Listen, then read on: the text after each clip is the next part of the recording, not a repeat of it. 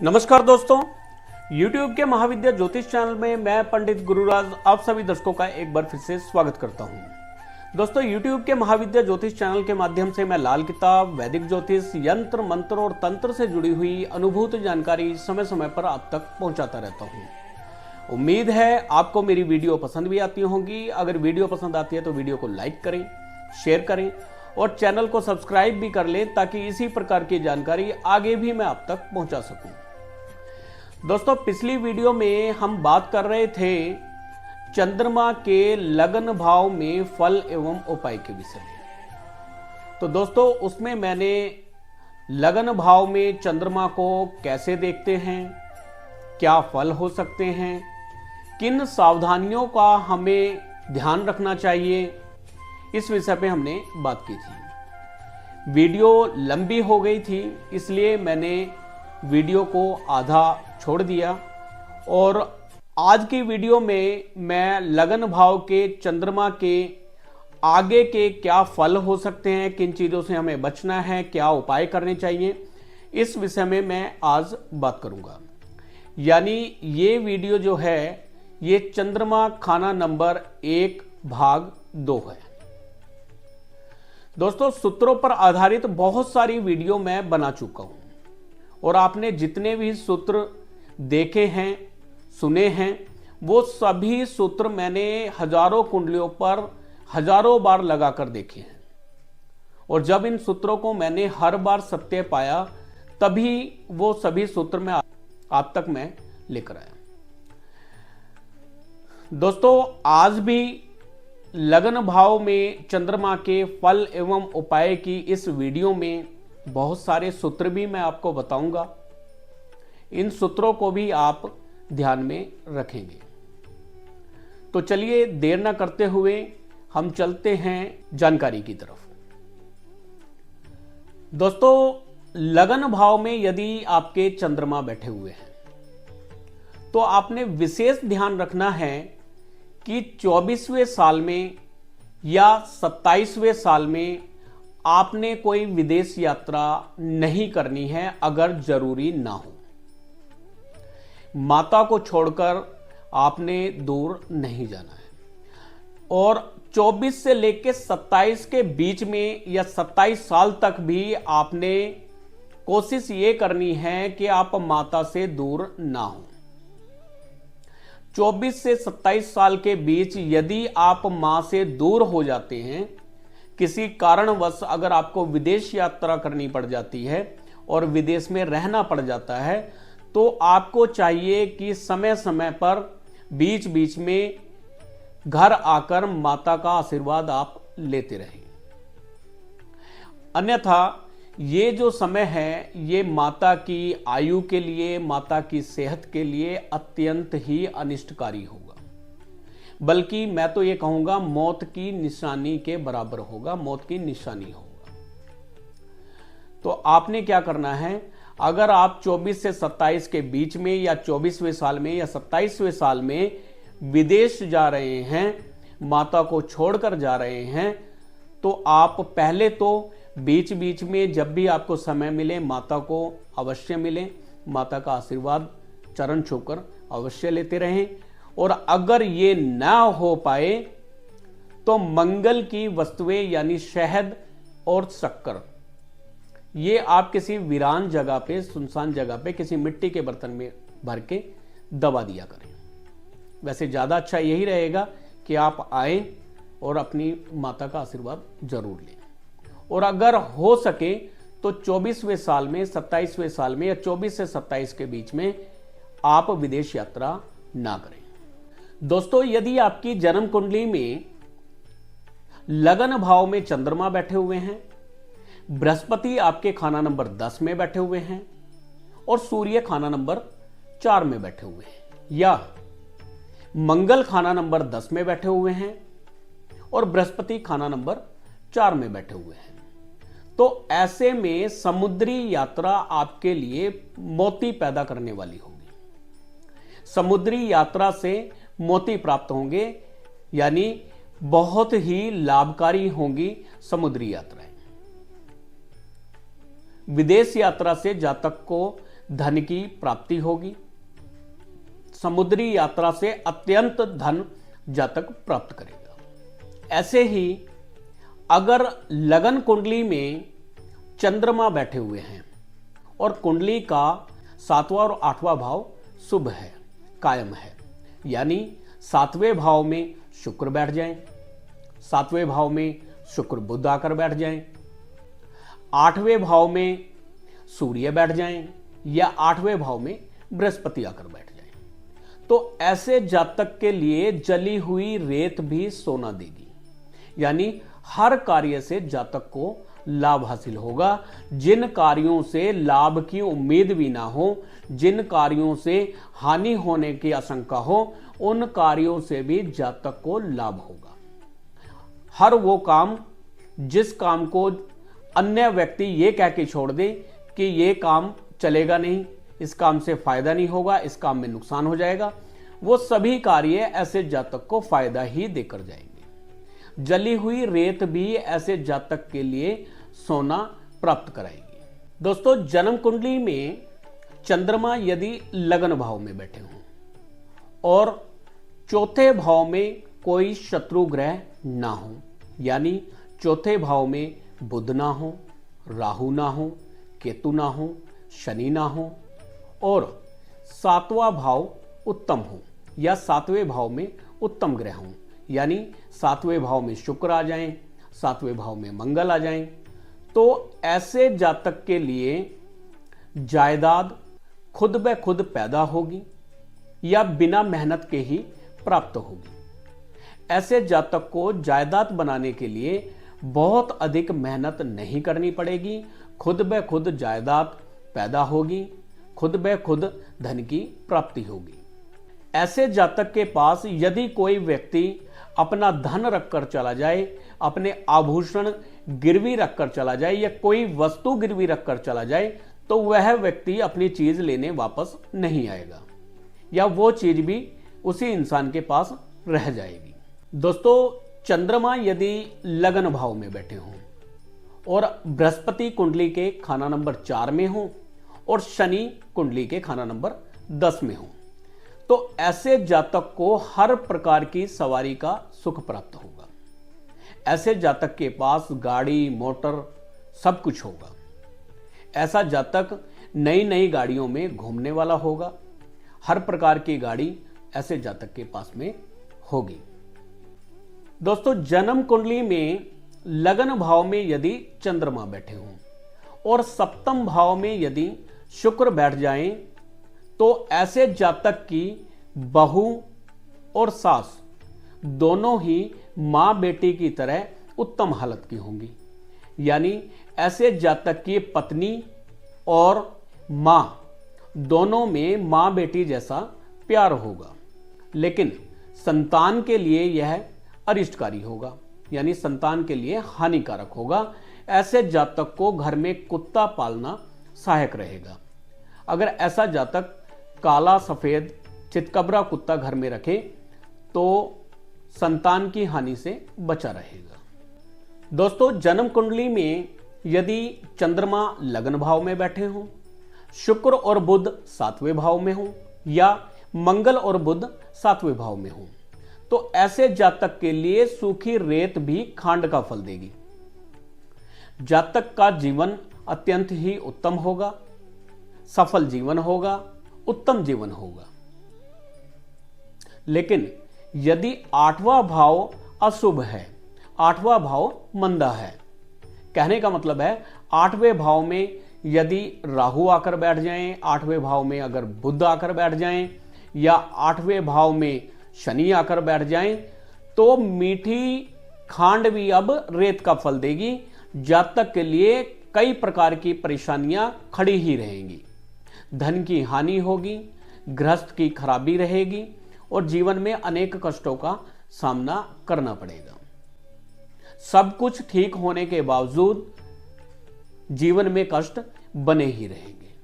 दोस्तों, ऐसे ही अगर लगन भाव में चंद्रमा बैठे हुए हों और 7वें भाव में बुध बैठे हुए हों, तो ऐसे जातक में बुद्धि की कमी होगी, लेकिन धन की किसी भी प्रकार से कमी नहीं होगी। राजदरबारी कामों से अगर जातक को विदेश यात्रा करनी पड़ रही है, समुद्री यात्रा करनी पड़ रही है, तो उससे जातक को अत्यंत ही लाभ हासिल होगा। समुद्री यात्रा से जातक धन की प्राप्ति करेगा जब लगन में चंद्रमा बैठे हों और 7वें भाव में बुध उत्तम हालत में बैठे हों। दोस्तों, जन्म कुंडली में यदि चंद्रमा लगन भाव में बैठे हुए हैं और चंद्रमा के साथ में अगर चंद्रमा के शत्रु ग्रह हैं, जैसे चंद्रमा के साथ में बुध बैठे हुए हैं, चंद्रमा के साथ शनि बैठे हुए हैं या चंद्रमा के साथ केतु बैठे हुए हैं, तो यह बड़ा ही अशुभ फलकारक होगा।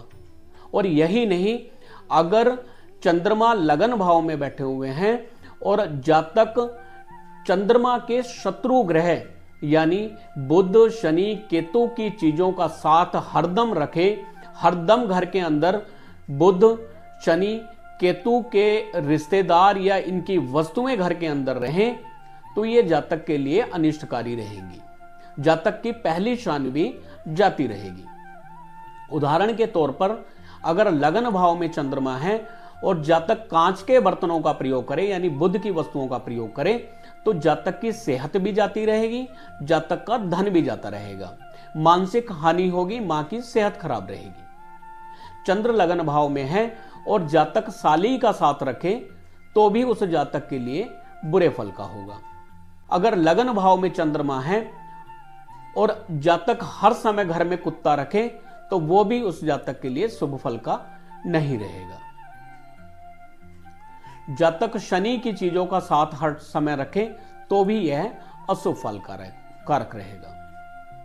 कहने का मतलब यह है कि चंद्रमा लगन भाव में है तो जातक को चंद्र के शत्रु ग्रह यानी शनि बुध केतु इनके रिश्तेदार और इनकी वस्तुओं को हर समय हर वक्त अपने साथ में नहीं रखना चाहिए। अगर जातक चंद्र के शत्रु ग्रह बुध की वस्तुएं अपने पास में रखे या उनका प्रयोग करे, कांच के बर्तन में अगर खाना पानी ले, तो सेहत के लिए भी और धन के लिए भी हानिकारक रहेगा। बुध की अन्य वस्तुएं जैसे तुलसी हो गया, मनी प्लांट हो गया, तोता हो गया, इन चीजों को अगर घर में रखें तो ये भी जातक के लिए हानिकारक ही रहेंगी। जातक को बुध के रिश्तेदार यानी साली को हरदम घर में रखना या शादीशुदा बहन को घर में बिठाए रखना, ये भी बुरे फल का रहेगा। या जातक की बेटी की शादी हो चुकी है और बेटी हरदम घर में पड़ी रहती है तो वो भी बुरे फल का रहेगा। अगर बेटी हर वक्त पति से झगड़ा करके घर में आकर रहे तो वो जातक के लिए उत्तम फल की नहीं रहेगी। ऐसे जातक को चाहिए कि बेटी को उसके परिवार में खुश रखे, उसकी जो भी समस्या है उस समस्याओं को दूर करे। और अगर किसी कारण से बेटी घर में रहती भी है तो बुध के अन्य उपाय करके बुध के बुरे प्रभाव से बचे। यदि जातक दुनियावी मंदे काम करता है, जातक मुफ्तखोरी की आदत डाल लेता है, तो वो भी जातक के लिए पहली शान को भी मिट्टी में मिला देगी। जातक के काम कारोबार धन की हानि बनी रहेगी। ऐसे जातक को मीट मांस अंडा शराब मुफ्तखोरी इन चीजों से दूर रहना चाहिए। दोस्तों, यदि किसी जातक के लगन भाव में चंद्रमा बैठे हुए हैं और जातक लाभ प्राप्ति के लिए चंद्र की वस्तुएं यानी दूध चावल चांदी इनका व्यापार करने लग जाए तो यह जातक के लिए धन की हानि का भी कारण बनेगा और हर तरह से परेशानी का कारण बनेगा। जातक का परिवार घटता जाएगा। लगन भाव में यदि चंद्रमा बैठे हुए हैं तो शुक्र चाहे कितनी ही उत्तम हालत का क्यों ना हो, माता के बैठे हुए पत्नी के हालात मंदे ही होंगे, पत्नी दुखिया ही होगी। दोस्तों, लगन भाव में चंद्रमा होने पर जातक को चंद्र की वस्तुओं को कायम करना बड़े ही उत्तम फल का होगा। जैसे कुदरती जल, वर्षा का जल घर में रखें, चांदी घर में रखें, चांदी की डब्बी में वर्षा का जल या गंगा जल डाल के घर में रख सकते हैं आप, चावल घर में रख सकते हैं। और अगर ऐसा जातक माता से ही अगर चांदी की डब्बी में चावल डाल के अगर प्राप्त कर ले तो बहुत ही उत्तम फल का रहता है। माता के इस दुनिया से जाने के बाद भी ऐसे जातक को माता का आशीर्वाद उस वस्तुओं से मिलता ही रहता है। माता के इस दुनिया से जाने के बाद भी इन वस्तुओं के घर में रहने से चंद्र का फल किसी भी प्रकार से खराब नहीं होता है और चंद्र की ये वस्तुएं जातक के लिए सहायक सिद्ध होती हैं। तो जातक को चाहिए कि घर के अंदर चांदी की कोई कटोरी में या चांदी की डब्बी में चावल डालकर, चांदी का कोई टुकड़ा डाल के सफेद कपड़े में बांध के वो माता के रहते हुए माता के चरण स्पर्श करके उनके आखिरी आशीर्वाद की तौर से अपने पास में रखे। और वैसे भी चांदी की डब्बी में अगर आप गंगा जल रखते हैं या वर्षा का जल रखते हैं तो बहुत ही उत्तम फल का रहेगा। घर में अगर चावल हरदम पड़े रहें तो यह भी बहुत शुभ प्रभाव का जातक के लिए रहेगा। बूढ़ी औरतों के चरण छूकर उनका आशीर्वाद लेना अपनी माता के आशीर्वाद से कम न होगा। अगर लगन भाव में चंद्रमा बैठे हुए हैं और 7वें भाव में कोई ग्रह नहीं है तो चंद्रमा सोई हालत के होंगे और ऐसे चंद्रमा को 24 साल से पहले जगा लेना उत्तम फल का होगा। यानी जातक को चाहिए कि घर में या तो नौकरानी को रखें या घर में गायें रखें या कोई मिट्टी की कोई स्त्री की प्रतिमा घर के अंदर रखें, खूबसूरत सी कोई मिट्टी की प्रतिमा घर में रखें। और यदि आप ऐसा नहीं करते हैं तो 25वें साल में खुद ब खुद जागा हुआ चंद्रमा बुरे फल का होगा, हर तरफ तबाही ही तबाही देगा। ऐसे में मंगल की चीजों को कच्ची जमीन में दबाना उत्तम फल का रहेगा। यानी किसी मिट्टी के बर्तन में शहद भर के या शक्कर भर के कहीं पर अगर आप दबा देते हैं वीरान सुनसान जगह पे तो ये आपके जो बुरे फल आपको 25वें साल में मिल सकते थे या मिल रहे हैं तो उनको दूर करेगा। दोस्तों, यदि लगन भाव में आपके चंद्रमा बैठे हुए हैं और 6ठे भाव में सूर्य शनि इकट्ठा बैठे हुए हों तो अब घर में मिट्टी के तवे चढ़ेंगे, यानी अत्यंत निर्धनता होगी, बहुत अधिक गरीबी होगी। हर कार्य में जातक को हानि का सामना करना पड़ेगा।